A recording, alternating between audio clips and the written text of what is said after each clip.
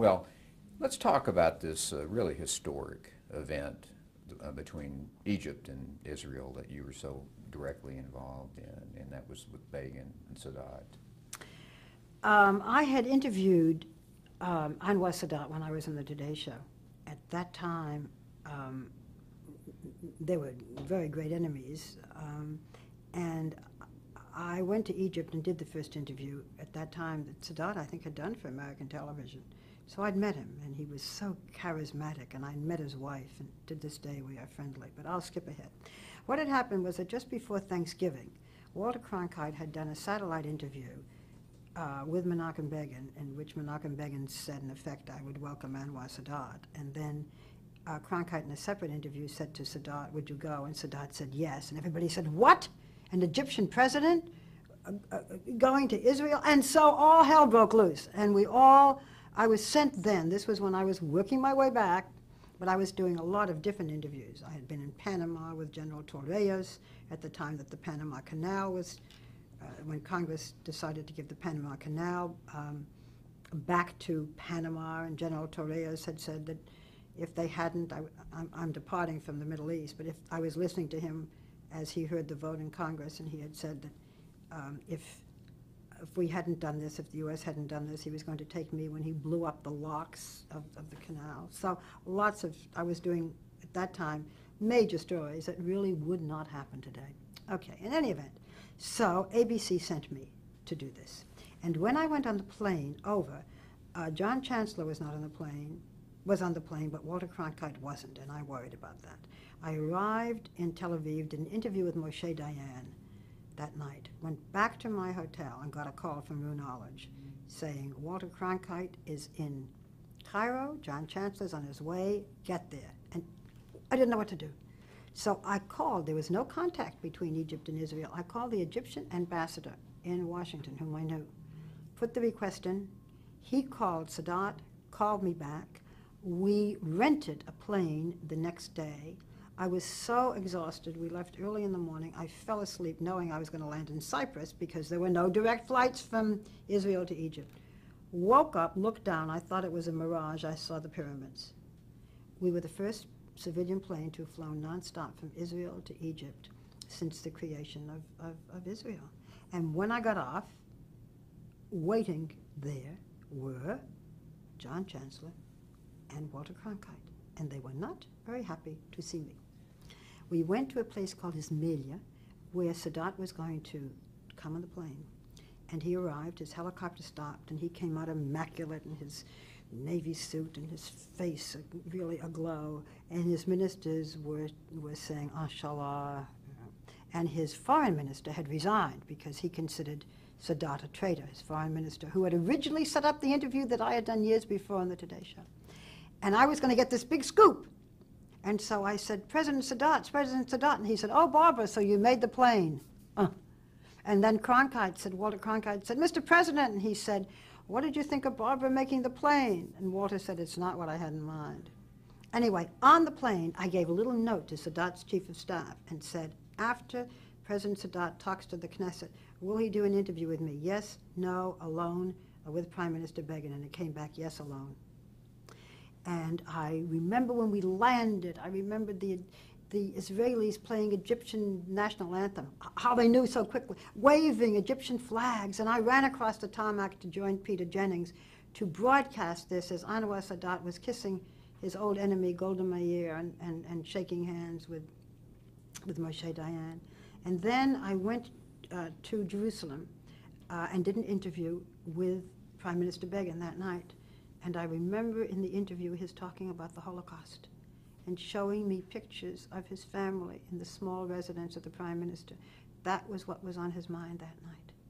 And finally, exhausted, he went to bed. His number one aide, Mr. Kadashai, said, for heaven's sakes, Prime Minister, you're going to be, this is historic day is coming. And by the way, Begin never wrote things out in advance. He took a little bit from the Bible, a little bit here, a little bit there. He had not written a prepared speech. And he went into his room and then popped out again and said, Barbara, I forgot to tell you. I said to Anwar Sadat, for the sake of our friend Barbara, would you do the interview together? And Barbara, he said, yes. And I said, you're the best agent I ever had. And that's how that interview came about. And in the interview, I remembered saying, will you go to the Sinai? And Anwar Sadat said, yes, I will invite you to the Sinai. Remember, it was under Israeli control. And Begin did a double take and said, I will invite you to the Sinai. And I kept pushing them at that point, you know, how far would they go, this and that.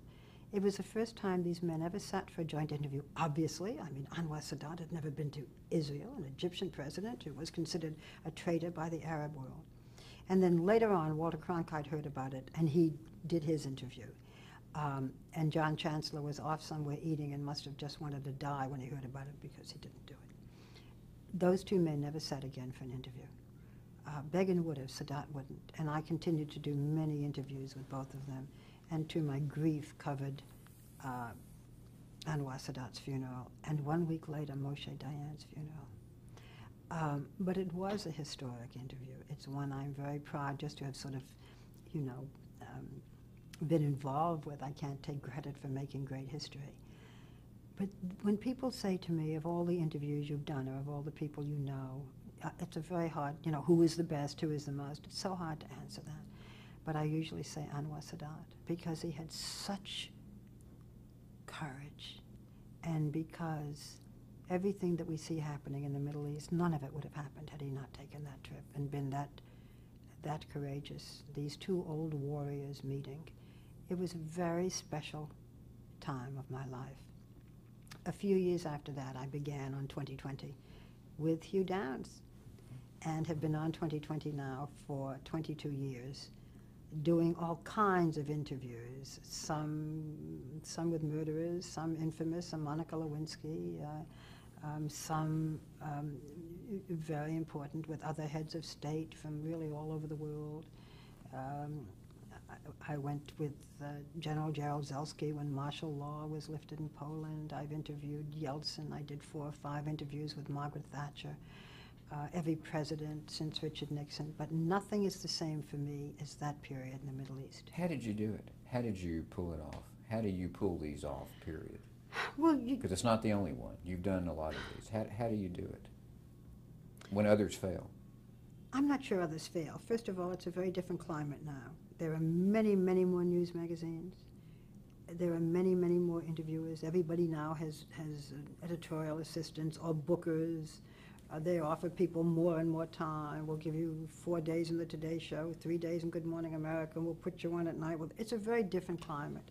There are no more great heads of state in the sense of the kind of charisma that some of these men had. And Americans at this point in history, in the year 2000, are not that interested in foreign policy. We're very interested in our own world and our own, the happenings in our own country. But the same techniques involved. You have to write to them or call and tell them why this might be good for them. You can't just say, I want. You have to figure out why should they want, and at what point do they want. And everybody now have agents. Murderers have agents. Heads of state have people, as I said, who know what every rating is. It is a different time. You have to be somewhat persistent, and you have to do your homework. But I must admit that at this point in my life, the big yet means much less to me. I care more about an interview that I did with Christopher Reeve, the first interview after his terrible paralysis, because I think it made people understand spinal cord injury. I have an interview that I did that I will treasure with a man who was blind and deaf and went to graduate school and teaches other blind and deaf. I interviewed him when I was on the Today Show. I remembered it very well. I remembered his name, Robert Smith does. He wrote poetry. And he taught here in Brooklyn, still does, the blind deaf. And I talked about him one day in an interview, and he wrote to me and said, I'm married now, will you come back? And I did just a year ago to do an interview with these remarkable people. I care much more about those interviews now, truthfully, than I do about the movie stars and the dwindling number of charismatic heads of state. How did the 2020 program come about and your involvement in that? 2020 had been one news magazine called 60 Minutes. ABC decided to do 2020. They put it on they asked me to do it. In the beginning, I said I couldn't take another failure. It was very smart of me to have said that, and I really emotionally, I guess, couldn't. The first program was such a disaster. I won't say who was on it, but it was an Englishman and an Australian, in any event. And Roone Arledge didn't know what to do, and as luck would have it, he needed someone right away. Hugh Downs was guest hosting on Good Morning America. And Roone said, is he available? And he was. And that's how Hugh started. And then it was felt after a couple of years, when I had done all of this different kind of reporting, I felt that I wanted a home. I wanted a place, because many of my interviews were on 2020. And Roone felt that it would be very good to have the two of us. We worked well together, and that I could bring some things to the program that might be advantageous to the program. Hugh didn't want it at first, but unlike Harry Reasoner, he said, look, I really would rather do it alone, but if somebody's going to be on with me, I'm glad it's you, and that was it. And from day one, we clicked. And I've now been on that program for, I think, 22 years, 23 years, something like that. After 20 years, you lose count. Mm-hmm. Mm-hmm. Why do you think you and Hugh Downs worked so well together? It was sort of an unspoken, lovely relationship, and the audience felt our affection for each other. We were very different kinds of people with very different kinds of mind, but we had a little humor, and Hugh was never resentful of my big interviews, and he did lots of wonderful adventure stories that the audience loved. He was very generous, is a very generous person in his spirit and the way he was, and we were just a very good team. And people just saw that. They knew that we were happy together and comfortable together. Very hard to get a good team. Mm-hmm. You mentioned the Christopher Reeve interview. What are some of your other favorite work that you've done on that 2020 program? Any other favorite pieces? Well, I've talked about some of the human interest pieces that I've done. If I go back over the years, it's going to take me so long to remember everything. Anything just jump out, though, and stand out in your mind? Well, the things, this is sort of some of the things that stand out are the things that are the most sensational. I mean, we spent years, it seems to me, covering O.J. Simpson. The interview with Monica Lewinsky, which was a special, it wasn't 2020, it was 2 hours, and people said, oh, we're never going to watch. And it was the highest rated news program, I think, I don't know what, practically in history. And by the way, that was something that took months and months of months to, quote, get. And I will say this about Monica, because I didn't know her. She was offered all kinds of money by another network, something like $4 or $5 million to do an interview, and it would have paid her legal bills. She had huge legal bills. And I said to her, we don't pay. We never pay for interviews. But the most important thing, it seems to me, to you, is not your money. It's trying to get your name back, trying to show that you have some integrity. And you do an interview for Monday and people will say, oh yeah, sure. She made the decision to do it with me against the wishes of a lot of people who said, you need the money so badly. This year, the interview that I did, and it was also considered a big get, was with the Ramseys, with Mr. and Mrs. Ramsey, who have never been accused of murdering their daughter, the little beauty queen, but there was all of that suspicion. So the interviews that get the most ratings are the ones that are the most sensational. But the interviews that matter to me are the ones that I hope try to change people's lives and affect people's lives. And I want to do more of those and maybe less of the movie stars. Before we leave Monica Lewinsky, though, Yeah. let me ask you, because what grade would you give the media for this entire impeachment affair? There's been much discussed, the role that the media has played in. Well, we have a different time now because, if you remember Watergate, as you and I both do, I mean, we were on the air, it seems to me, day and night. But there were then 3 networks. There are now 4 networks. There are all kinds of cable programs. There is CNN that goes everywhere. There's MSNBC. There's CNBC. There's all of these talk shows, blah, blah, blah, blah, blah, blah, blah, blah, blah. And they've got to have a scandal to fill the time. So should we have covered it? Of course. Needed it have been 24 hours, talk, talk, talk, talk, talk, talk, talk? No. But we've got a different time in television. When you and I were talking at the beginning of this program, we talked about the Today Show, which was the only early morning program. We talked about 60 Minutes, which was the only news magazine. We talked about 2020, which was the second news magazine.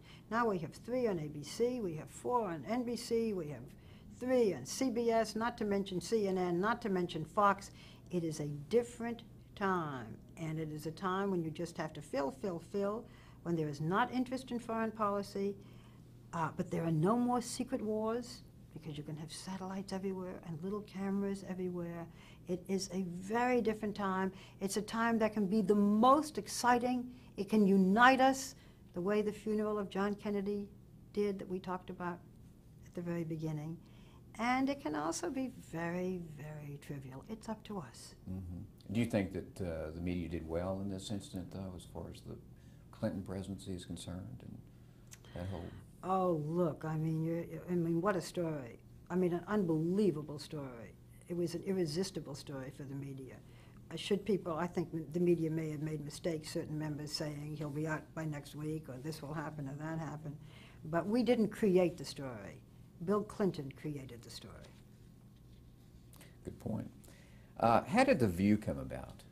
The View came about in a funny way. I had no idea of being a producer, but I have my specials, and I'm very involved in the production of that, and I have a co-executive producer, a man named Bill Getty. And somebody from Daytime who knew that we produced these specials ourselves with the cooperation of ABC News, and we do, as I said, 3 a year. We do one called 10 Most Fascinating People, and then Academy Award night, so on. He said, do you have any ideas for daytime? And I think the simplest ideas are the best. And I said, I've always wanted to do a show with different generations of women with different backgrounds and different personalities, and that's what we did. I mean, what mattered is these 4 wonderful women and their relationship and their chemistry.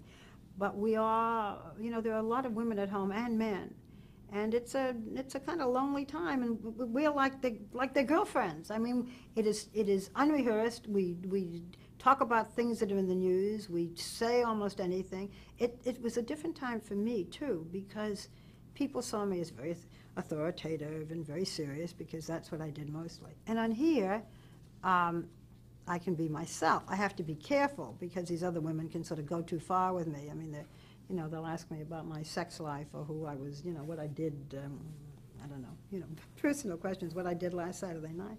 But it's a chance for me to be much more myself and to laugh and to speak spontaneously, and it's been very successful. And it's also paved the way for maybe a different kind of television program where people can just talk. It's a sort of a cross between some of the Sunday shows where you have the pundits talking, and one of our very good morning shows called Regis and Kathy Lee, where they just talk about whatever is going on, etc. And now we have all these reality programs just coming up where you're going to have real people with cameras following them 24 hours a day, and we will know much more about these people than we ever wanted to know. Mm-hmm, mm-hmm. Well, speaking of that, talking about the live television, following people around and so forth and so on, do you think that there should be any kind of, sort of a professional code of ethics for journalists and sort of like the Hippocratic Oath for physicians? It's changing. It used to be, and I still feel it is, that we do not, if you're in the news business, you do not give your personal opinions about major issues.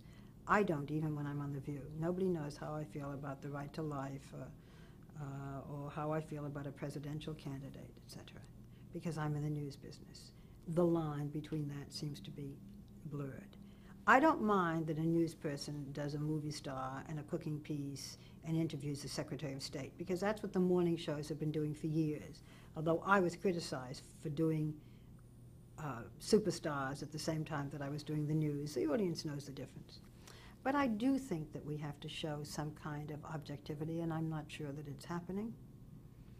And with all of the talk shows, I mean, you don't know what's news and what isn't. And with the syndicated shows, the audience doesn't know what's the network news and what's syndication. We have very strong policies in network news, and we do try very hard to uphold them.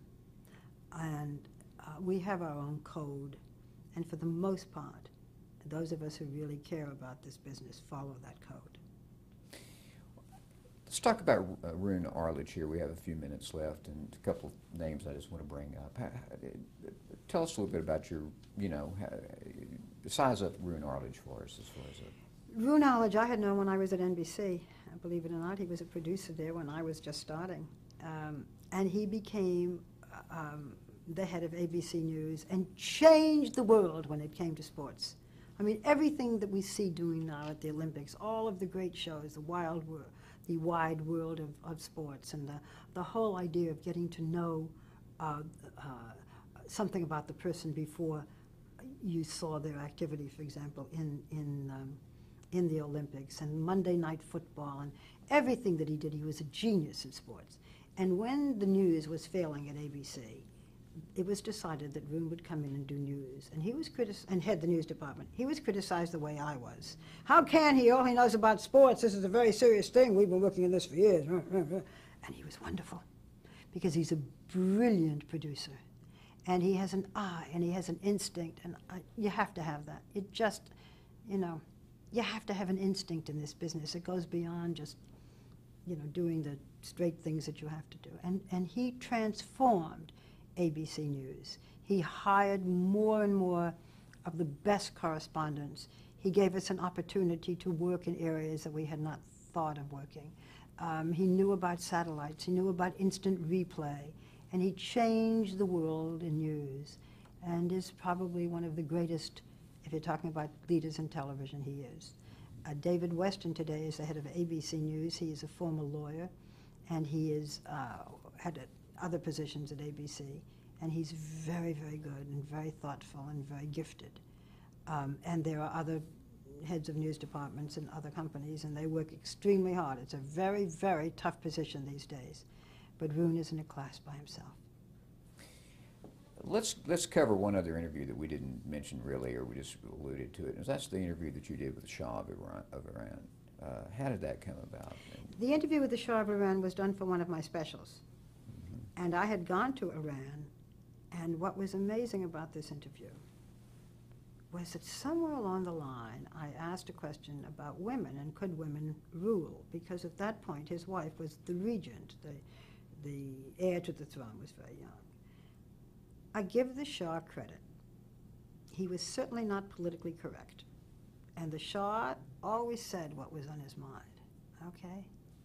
The only other person I remember interviewing who was like that was Henry Ford once, and when I asked him a question, told me it was none of my business.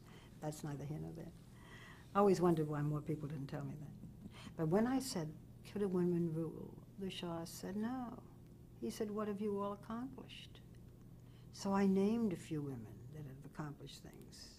And he said, well, maybe a woman can do something. And I said, now and then. And I said, but your wife, who is the regent, could not rule. And he said, no. And I could see the tears in her eyes. And finally I said, Your Majesty, what do you say about this? And she said to him, I can't believe you said this. And then she said, but what have you men done that is so great? I can't say what she said, I don't remember though. What about all the wars? What have you done that's so great? And I thought, oh my Lord, when this interview is over and they go upstairs to that bedroom. I've seen her, the Shah Banu, the Empress, since. I saw her just a few weeks ago at a presentation with the widow of Yitzhak Rabin, Leah Rabin, Jahan Sadat, the widow of Anwar Sadat, and the Shah Banu, the Empress of Iran. It was ex-Empress. It was quite a meeting to see these strong women who have had to go on after the kinds of sacrifices and lives they've made. When the Shah was in this country, I was the only one who saw him. I went to his hospital room, and I have a picture, a Polaroid that I took of him. He was at New York Hospital here. And I don't think he ever imagined what was going to happen to him. And by the way, at the same time that everything was happening in his country, we were doing the, this is when Jimmy Carter was doing all of the peace treaties with Sadat and Begin at Camp David, the Camp David treaties. It was all happening at the same time.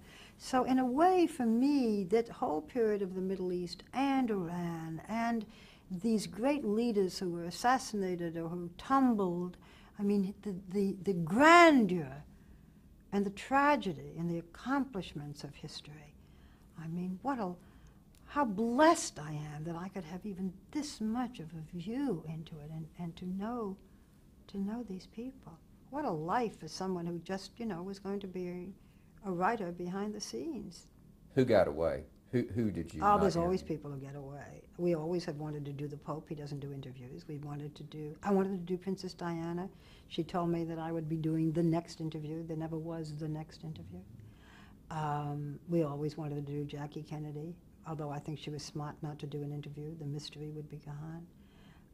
I lose them every week. I mean, I don't get every interview, and there were wonderful interviewers on the air, and they can, you know, they can do things that I can't do. They have more programming time, perhaps, or so many get away. The difference is that, as I said, that I don't die when they get. I don't think, oh, what am I going to do? I think, okay. You know. Who from history would you like to interview? Oh, don't they always ask those questions? I guess Jesus. Really? Yeah. Why? Who was he? What did he do?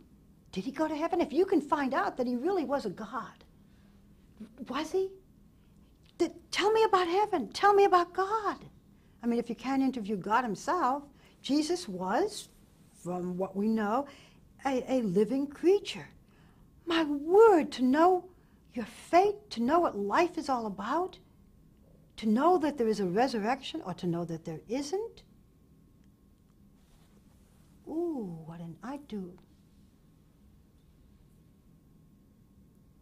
It sounds sacrilege. You know, I'm thinking about it, I think, what's the first question? I don't know. It would be far too much for me.